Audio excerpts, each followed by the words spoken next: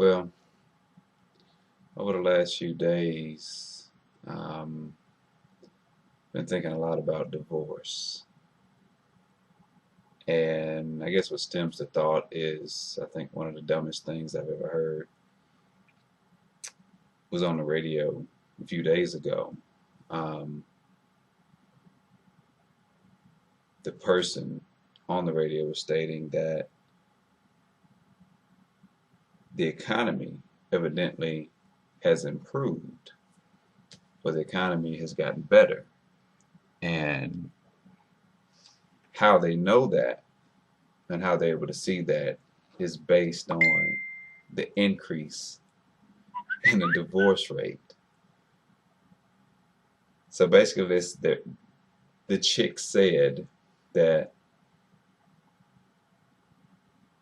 the increased divorce rate is a sign that the economy has improved because individuals in marriages that they want out of have just remained where they were because financially they couldn't support themselves in a failing economy.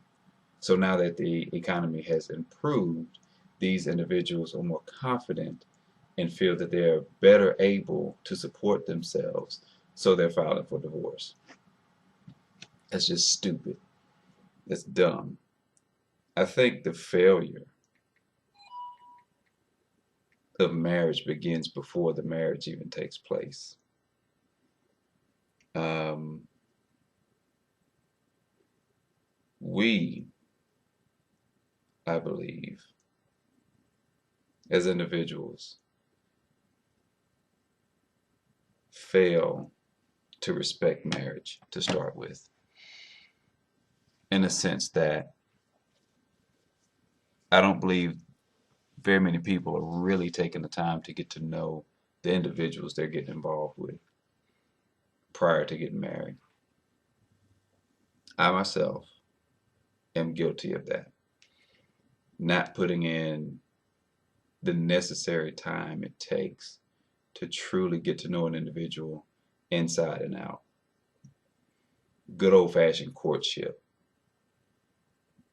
where you spend time, days, months getting to know somebody inside and out. And I think in today's society, we're so content with shows. We're content with the show and don't really care what goes on backstage. We accept the show and say, I can live with that. So let me marry that. But when you get home and you see the backstage version of what you've decided to involve yourself with, it's a totally different story.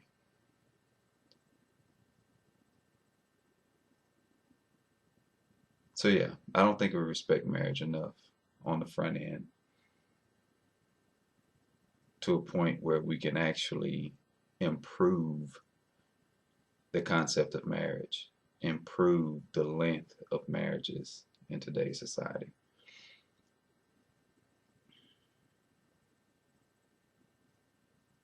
Yeah. Another aspect of that is being equally yoked. The majority of it, the majority of us, if not all of us, have heard that scripture, have read that scripture, have even studied that scripture that says, "Do not be unequally yoked." There are some people that we just have no business being with.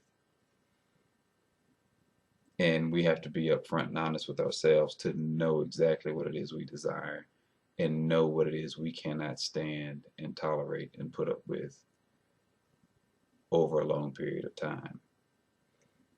A lot of us fall in love with the idea of being with someone, the image of being with someone, not really caring about that person's heart, that person's soul, who that individual truly is, whether or not their likes and dislikes or their heart's desires are anything remotely similar to what we have within our own hearts.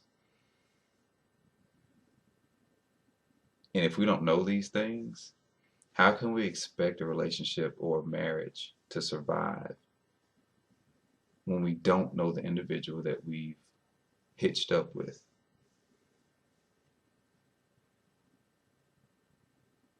Dishonesty takes place in the beginning of most relationships nowadays because we want to show people what we feel they want to see.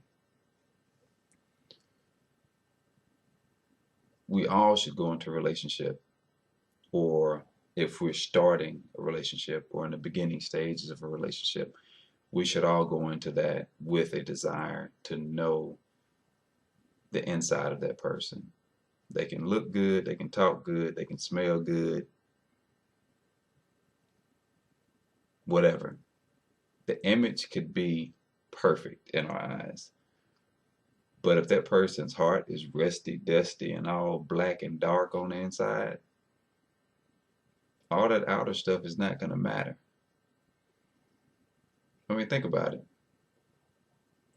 I've seen women who have been abused in marriages by guys on the outside who are perfect. The world thinks that they're the bomb. That's who everybody wants to be like. But that individual goes home and unleashes the hell that's in his heart on that woman.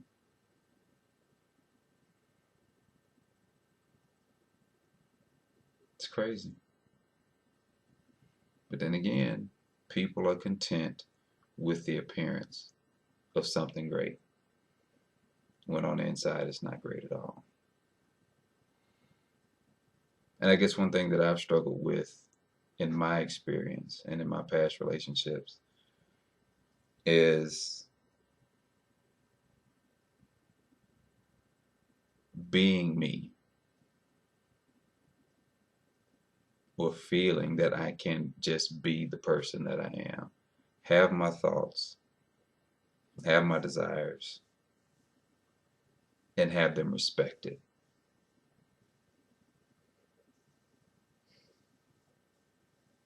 I know what it's like to be a trophy.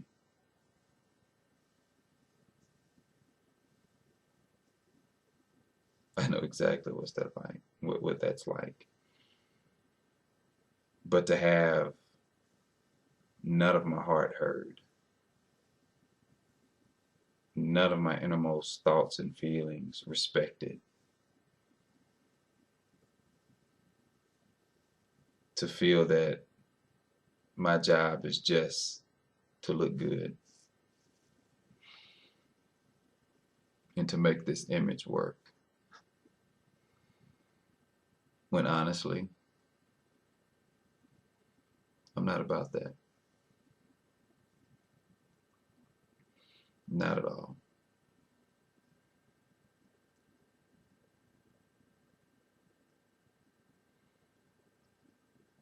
So back to the divorce rate, the increasing divorce rate. I think that a lot of the divorces that are taking place now are primarily because individuals went into relationships without knowing fully who they were getting involved with, ignoring red flags, ignoring any doubts that might have popped up in their minds, just not taking the time to get to know an individual, not respecting themselves enough to say, hey, that's a red flag, there's a doubt, I need to look at this, I need to consider this. But no, that image is beautiful. That image is exactly what I've always wanted in my life. The image. So I'm going to go with it. But at some point, if your heart is not happy, you will be miserable. And at some point, your heart will convince you to have the courage and to be bold enough to step out of that relationship. Yes, scripture says that God hates divorce. He hates it. And I understand that. I don't doubt that.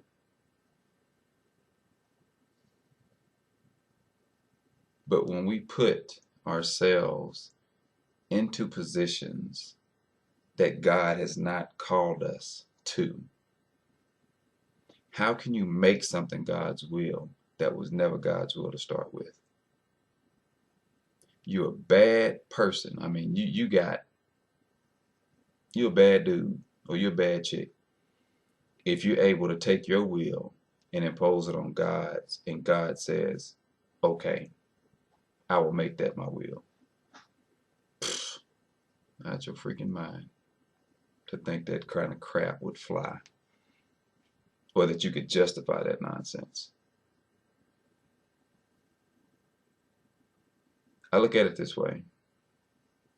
If I've turned my back on God, I've ignored his will to pursue what it is I desire, knowing or having something in my soul, in my heart, or in the back of my mind that says, you know this is wrong, Brian, but I decide to go through with it anyway, and I commit myself to a relationship. I create a marriage based off of a personal or selfish want or desire.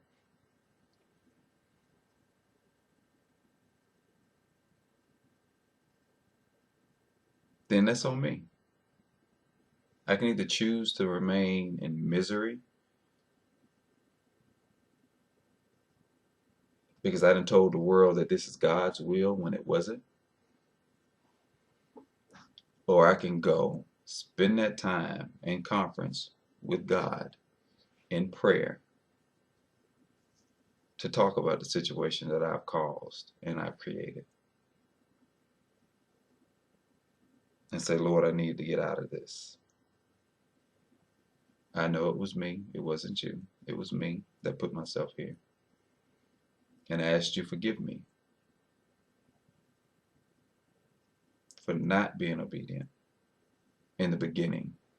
I ask that you forgive me for going into this place where I wasn't supposed to go. And forgive me, Lord, for what I have to do to get out of it, to get back to where you want me to be. Think about it this way. If God's plan was for you to walk the road of option A, and on the road of option A was the specific individual that he set aside for you, but you choose road B and decided to settle, shack up, hitch up with some random person on that road. What do you do when you realize it? What do you do when you find yourself on that path that you know is wrong, that you realize is wrong, that everything in your life, in every experience that you've had on that road says this is not where you're supposed to be? What do you do?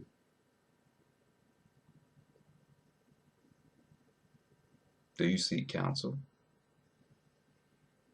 Which is good. But if you as the individual, you know you're not where you're supposed to be,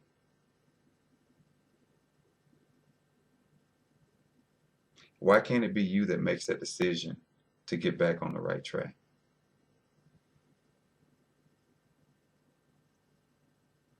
Again, I can only speak based on what I've experienced in my life, the roads that I've walked, the things that I've done, the things that I've not done, the mistakes that I've made, the things of God that I've ignored. And I know I've ignored because I did it. Just like anybody else, when you make a choice, you know what you're doing. You know the choice that you're making. You know whether it's right or wrong. You know whether or not you should do it.